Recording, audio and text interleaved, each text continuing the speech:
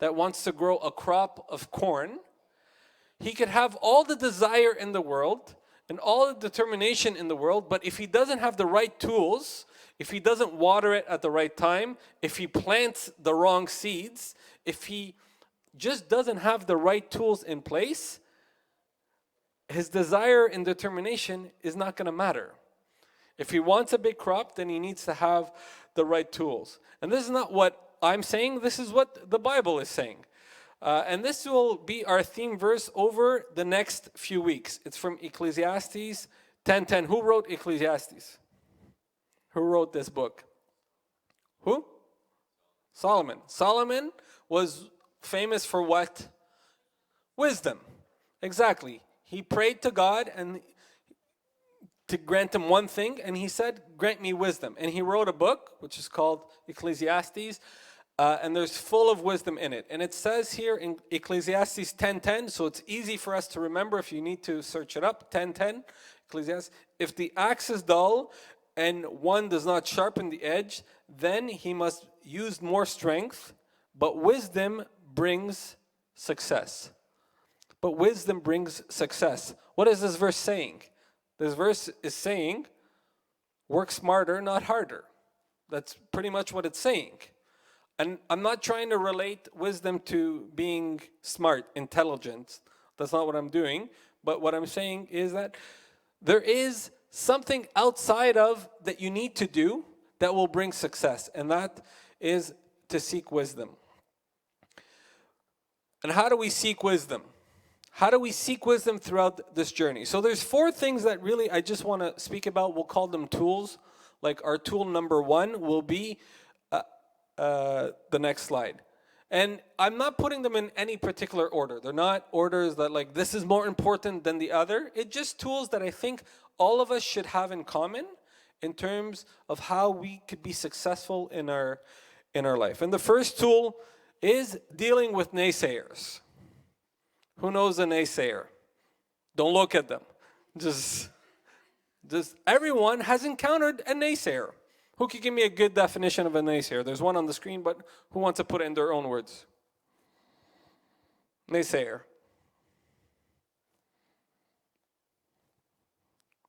It's right there, but it's not too hard, guys.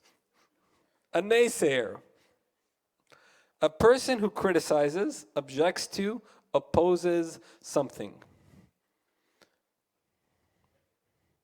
The Webster Dictionary would say a naysayer is a person who says something won't work and isn't possible, is a cynic who habitually expresses pessimistic views. We all have encountered somebody in our life at some point that is a naysayer. Now, let me clarify here. I'm not saying naysayers that are in your life are bad people. That's not what I'm saying. I'm just saying that there's something that we could do in terms of how we react or how we deal with them or what we could learn when they are in our lives. So all of us could understand that there are going to be people that are going to put us down. And there are people that are going to say, you're not going to be able to make it, or that's impossible. And the reality is they're not saying that because they're bad people or they hate your guts. They're not saying it because of that. They're just saying it because chances are God didn't put on their heart what is on your heart.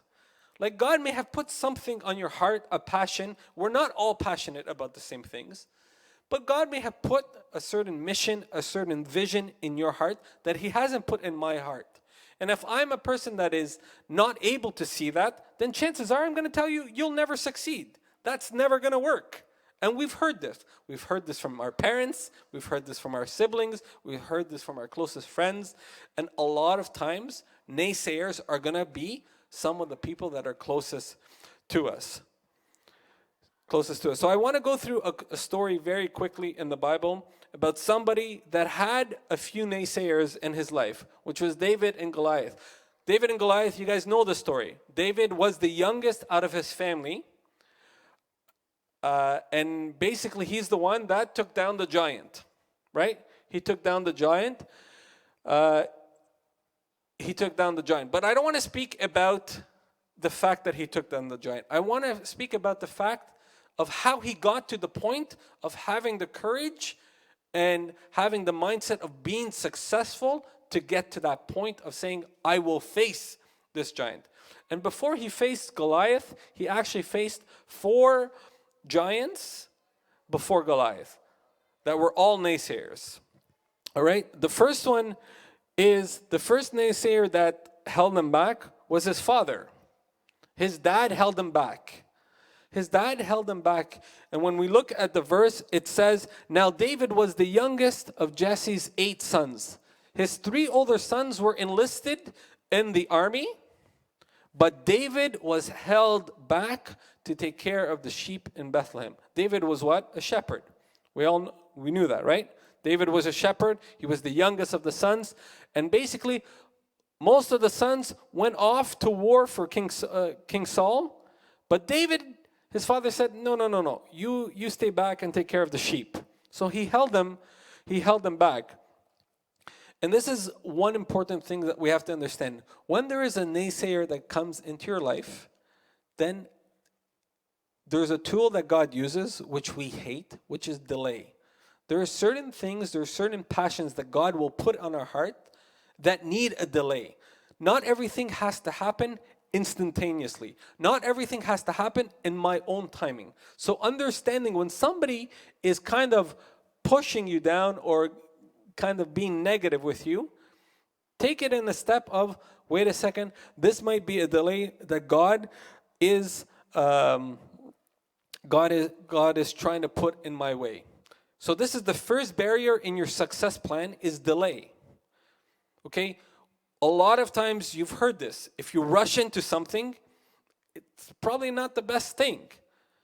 You could fail. Like if you're not planning ahead, if you're not taking a step back and kind of saying, wait a second, did I cover all my bases? Then chances are you're not going to succeed. And you could take this in any aspect of your life.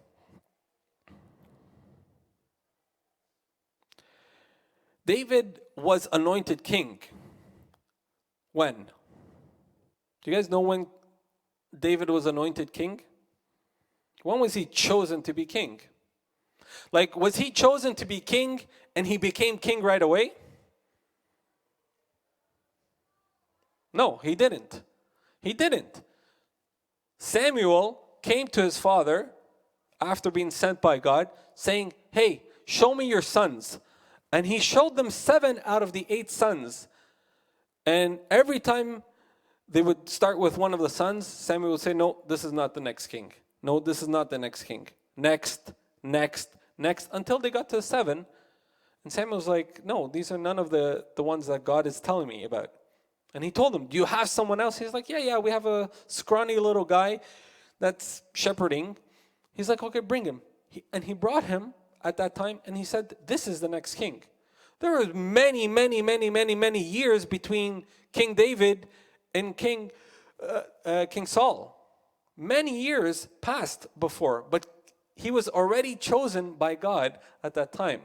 And those many years faced problems. So there was a delay before God actually fulfilled what King David was called to do. So the first is the naysayer. First naysayers in our life could be like a father, could be somebody close to us.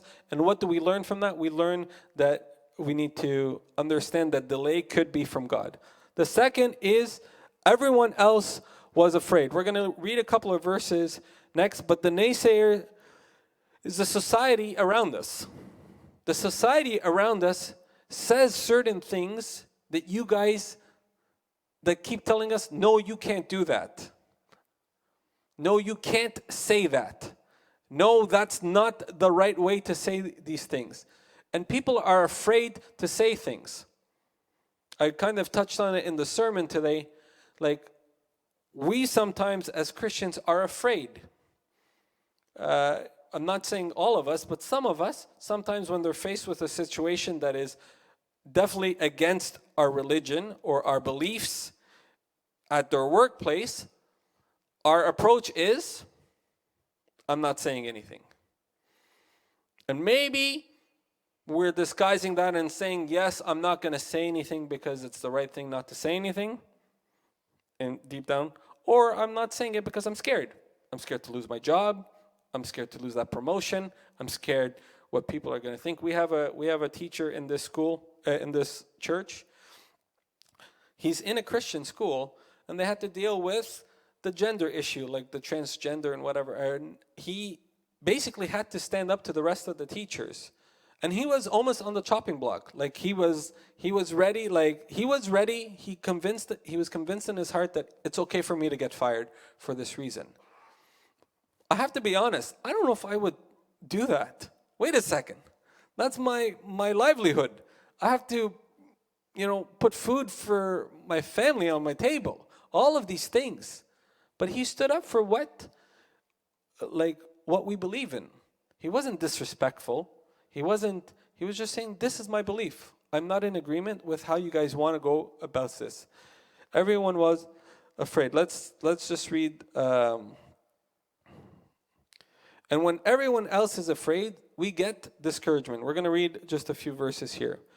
Then he stood and cried out to the army of Israel.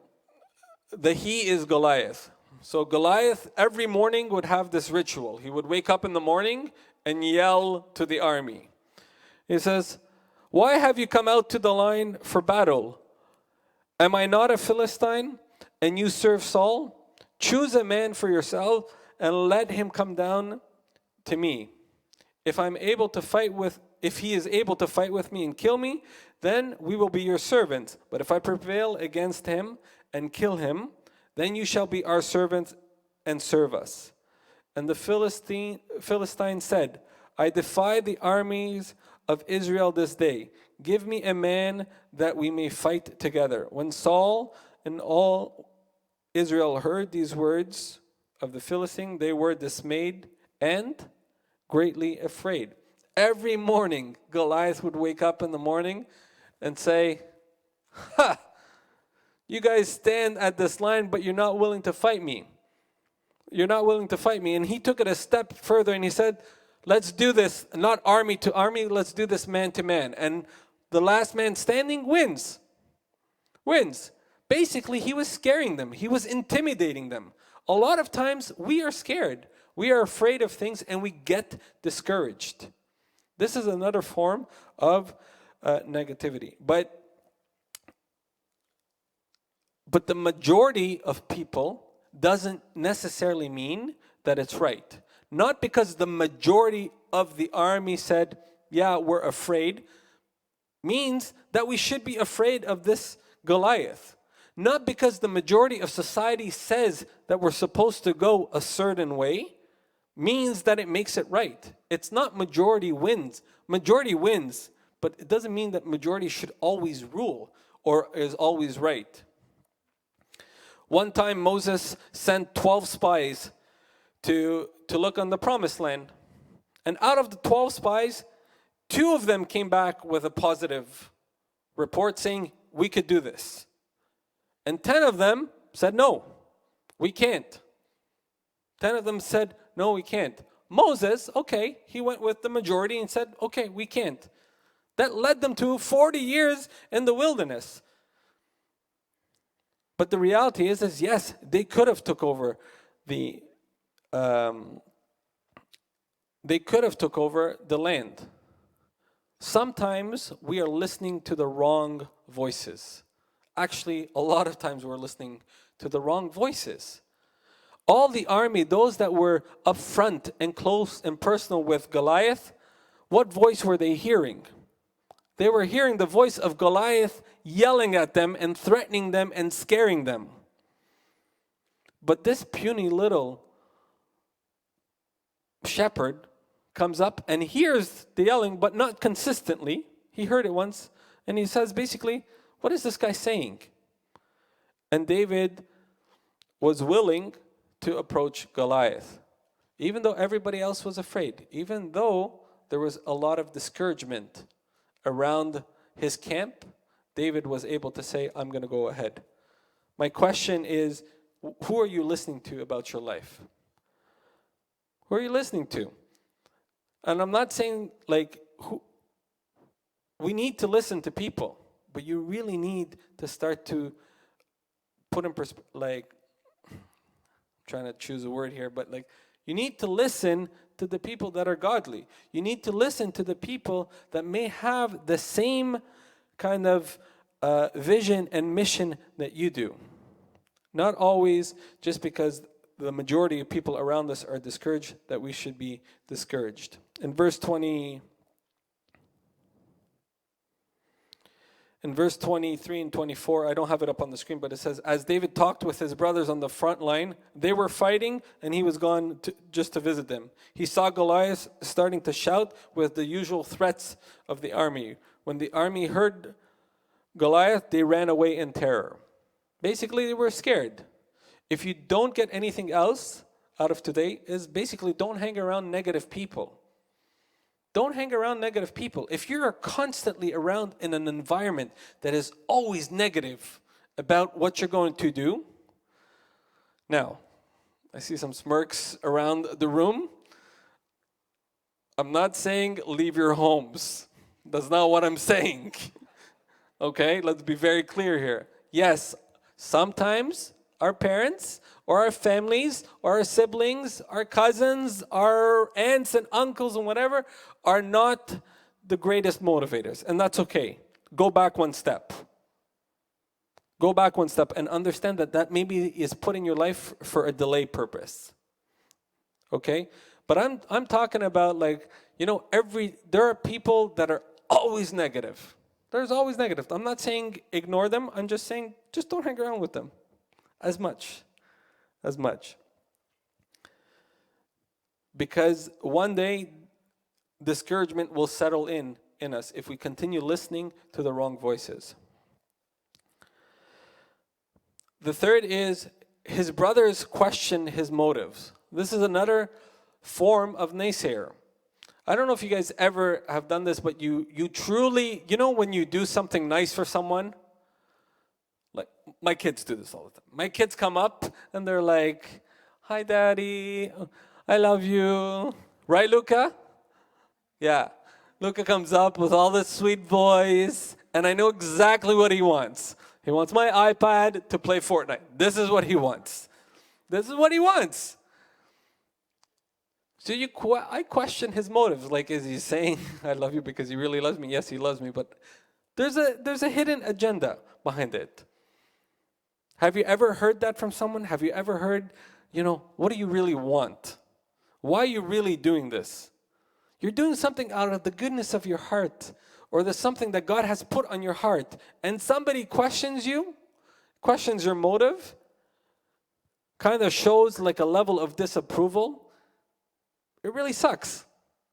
It really does, because you really wanted to do something out of the goodness of your heart. Should that stop you? It shouldn't. It shouldn't. And his brothers question his motives. If we look in the following verses. Now his older brother heard when he spoke to the men.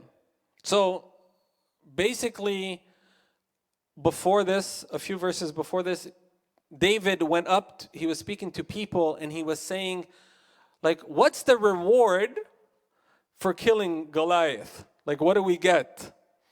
So it's understandable that his brother may have thought that there's a different motive behind.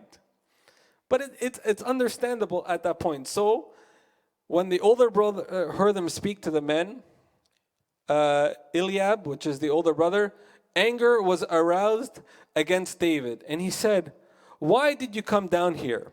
And with whom have you left those few sheep in the wilderness? I know your pride and the insolence of your heart, for you have come down to see the battle. And David said, what have I done now? Is there not a cause? Then he turned from him towards another and said the same. And these people answered him as the first one did. David just said, hey, I wanted to know what's going on. Like, my motive was like, yeah, maybe God has put on my heart to go after this guy. I didn't do anything wrong. I'm just asking a question. And all of a sudden the brother is insulting him and telling him, you're kind of useless. Because he's saying, like, who did you leave those few sheep in the wilderness with? Like, he's insulting, like, his career at this point. There's going to be a level of disapproval sometimes, and we need to learn to handle it.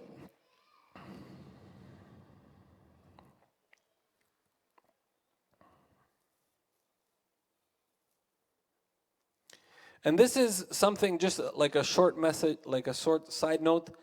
You guys need to be okay with the intentions of why you're doing things. When we serve, why are we serving? Am I serving because I want people to notice, wait a second, this person is doing this, this, and this. Wow, what a great person. Or am I serving really with the intention because God has put this on my heart and I want to be with people and I want to serve God through people. What is my true motive? Just be clear and understand your motive. You don't have to express it to people. As long as you are confident in your own motives, then things should be fine.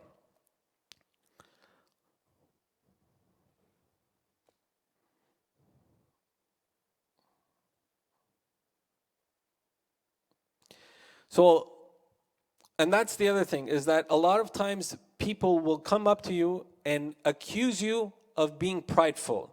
Like that you're doing this for your own ego and so forth. And this could be the same for King David. David, at a certain point, his father was saying, his brother was saying, I know your pride. I know that you're so prideful and you're just trying to gain some attention. But the reality is David was letting the size of his God determine the size of his goal. He didn't care. He didn't put God and make him a puny God and say, well, puny God, puny goals. No. My God is big, then my goal should be big. And this wasn't about cockiness. Like, he wasn't being cocky. It was actually the complete opposite. It was the complete opposite because he was about to completely surrender. He was about to completely surrender. I'm just going to move on for the sake of time. And the last but not least is experts doubted his ability. And this is doubt. There's people around us that will always doubt our abilities. Always doubt our abilities. You're not strong enough to carry this chair. You're not smart enough to teach this class. You're not spiritual enough to, serve in a certain way. There's always people that are going to doubt your abilities. And the reality is that we shouldn't care about those things. Because Christ, when he came on earth, what did he do? He chose the foolish. He chose fishermen, the simplest of all people, and he turned them into the disciples. He turned them into the apostles. He turned them into the first Christians that took 11 people to spread all of Christianity. Today we have over 2 billion people that are Christians. It started off with 11.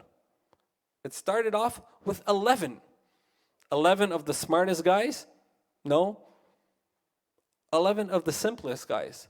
The ones that knew how to surrender. So it doesn't matter about what people are going to say, about what experts are going to say. There's this, do you guys know Rick Warren? Do you guys ever hear of him? Rick Warren is a big pastor in the U.S. His church is it's the Church of Saddleback. Anyways, it's in California. He wasn't living in California at the time. So about 20 years ago or so, I think, him and his wife, basically he had on his heart, he's hearing God say to him, you need to move to California and start a church with no congregation. And this is what he told his wife. His wife wasn't a naysayer. His wife said, okay, if that's what God's putting on your heart, let's do it. So then he went to an expert of a guy, like somebody that knows how to establish churches and whatever. One of his close friends, he was wealthy and all of this. And he went to him and he told him exactly, I feel like God is calling me to go to this state and to start a church. And the guy looked at him and said, no, you're an idiot. Like, you should not be doing this. This is the worst idea. Just stay here and start a parish here, whatever it was. And he didn't listen to him. He didn't listen to him, and he ended up going. Saddleback Church right now, like I think, has campuses almost in every continent. They have different services that they do to the less fortunate across the ocean. Their campuses are like, I don't know, their churches are like, they bought 120 acres for their first campus. Now they're up to 11 campuses. The reality is this expert went to this pastor and said, no, what's on your heart is wrong. And thank God that this pastor didn't listen to him. This pastor followed his heart because he knew that God was so big and God would be doing big things. Rick Warren, actually, by the way, is the one that wrote Purpose Driven Life. And just to prove to you that experts don't know everything, he had given this book to one of the publishers, and the publisher said, this book, you will not sell one copy of this book. He's like, you need to hire a professional writer to rewrite it for you, and then you could sell it. And he didn't do that. He's like, thank you, but no thanks, and he took it to a different publisher. This book was the most sold book in the world after the Bible. The most translated book. Like, experts don't necessarily. So if there's something on your heart, God will work. God will work with that as long as we're willing to give it. Faithful and small. Faithful and small. This is how King David started. Why did King David ended up at the front line? What was the reason? If you go read in 1 Samuel 17, it says the reason. And the reason is because his father called him from the field and said, hey, go take lunch to your brothers. Go take this bread to your brothers. And that's what King David did. He was faithful in the small. If he wasn't faithful in the small, there's no way that he was going to be able to accomplish what he did through God. My question is are you willing to serve God? And if so, then maybe you need to be willing to serve crackers and cheese first before that God could accomplish what he wants to do with you.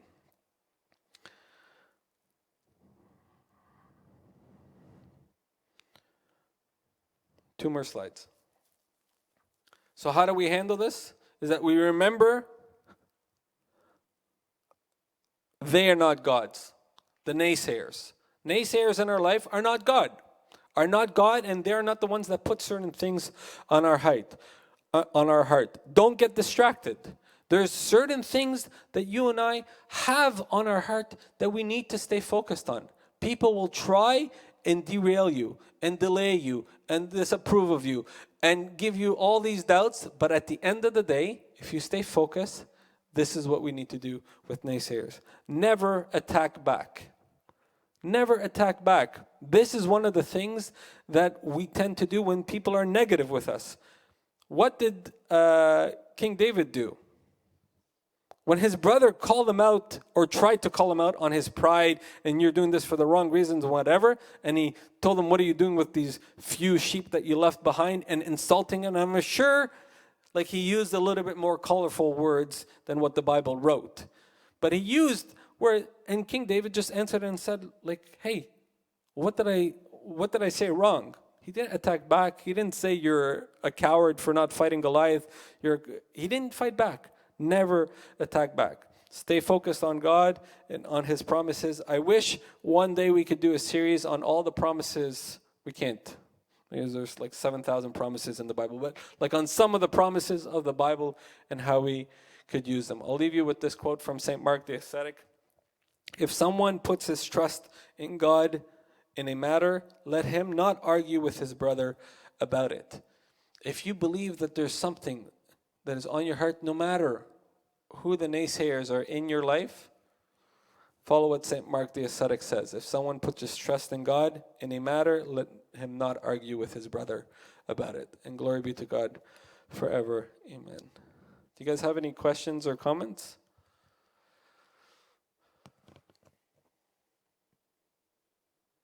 You know the rule. It's 60 seconds of very awkward silence. Very awkward silence. I'm saying this is me dealing with awkward silence. Kirill, how are you?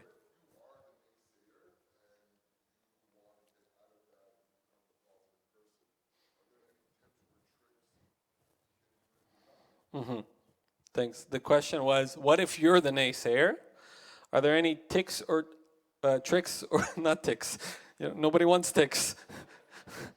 Please, don't bring your ticks. Any tricks?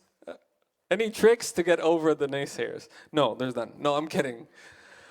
I think actually, for me personally, is doing a lesson like this or doing a topic like this really opened my eyes about, wait a second, like I didn't take this from the point of view, like I wasn't thinking of people that were in my life and said, oh yeah, that person is point number one, point number two is this person. I actually put myself in all of those points. And I think that's the first step that we all have to do, is understand that at a certain point, we are naysayers. We don't encourage enough each other. And I think we need to make an intentional choice that when I could put this person down, that I'm not going to put him down. That's the first step. The second step is, this is my brother, I want to encourage him. I said this before, everybody has to have a Barnabas in his life. Barnabas is the son of encouragement.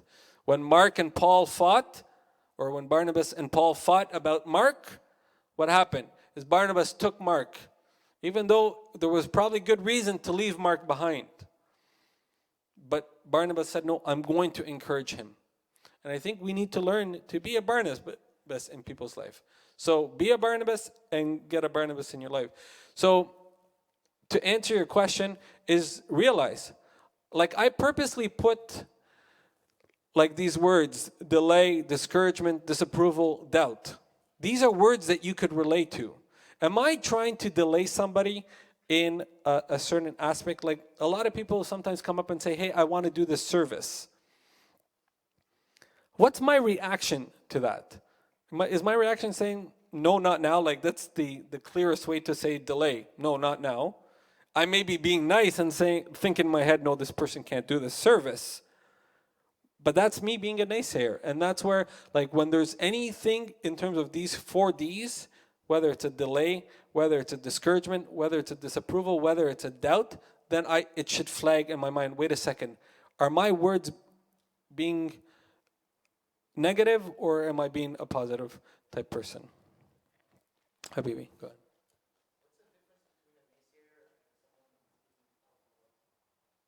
Good question. The question is what's the difference between a naysayer and somebody giving you tough love? Anybody could answer that? Carol, go ahead.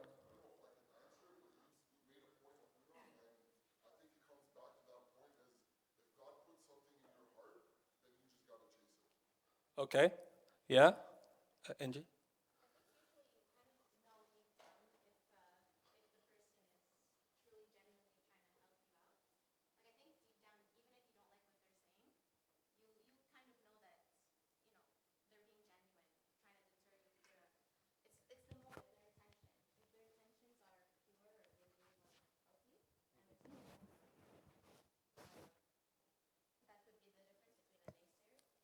Right.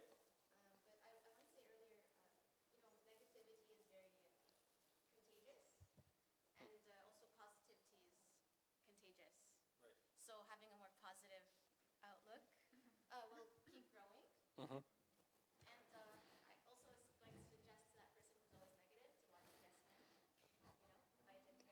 Oh.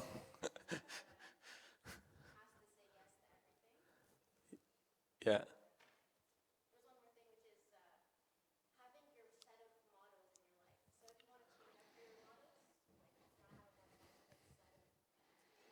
Mm-hmm.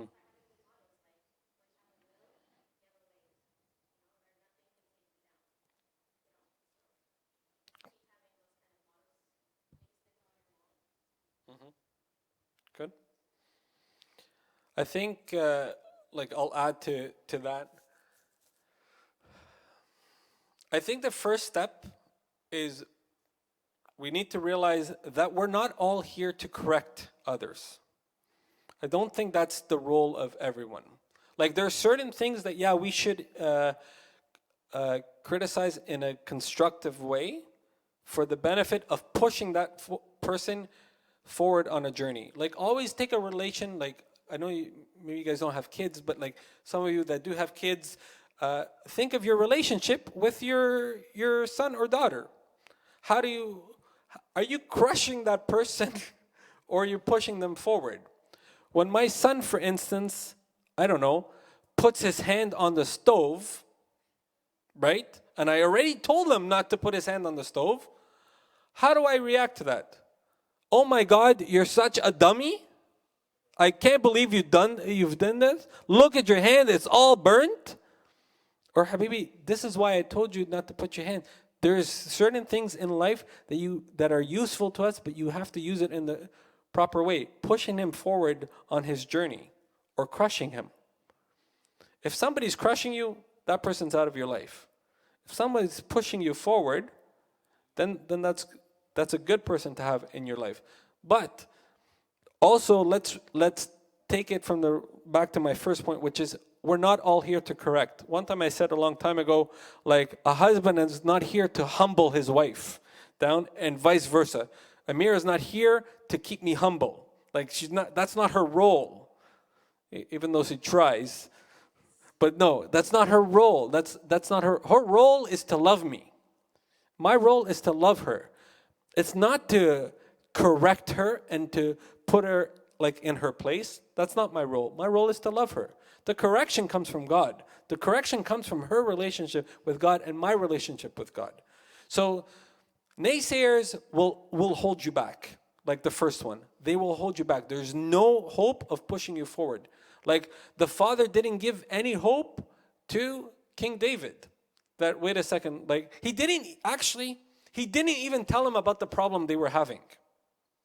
That's how much he thought so little of King David. Like all the other sons knew about the problem of Goliath except David, until David went up to the front line and he said, like, what is this guy yelling about? So it's about pushing forward. I think if people are able to push forward, and Kiro does stuff like motivational speaking, like what's his goal in all of this?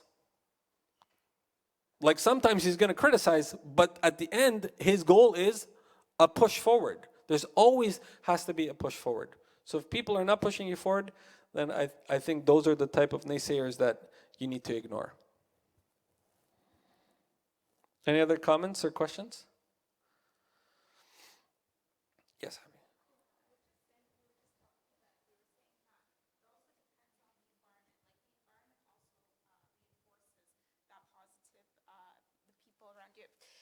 So the environment you're in reinforces that positivity. So it depends on where you're at, like, and who you're around. And it's important to be around positive people, positive environment, especially being around church, because you see a lot of that positivity.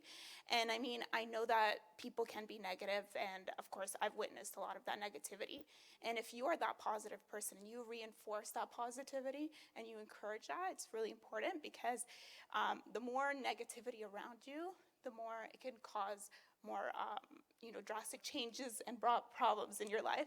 So it's important to be around that positivity. And then when you find someone who's negative, like for example, someone who's away from the church or someone who's not close to God and things like that, bring them back to the church and bring them back to prayer and reinforce them to, be around that environment. So like we were just talking about, wherever you are, like, it is an important factor to positivity, definitely.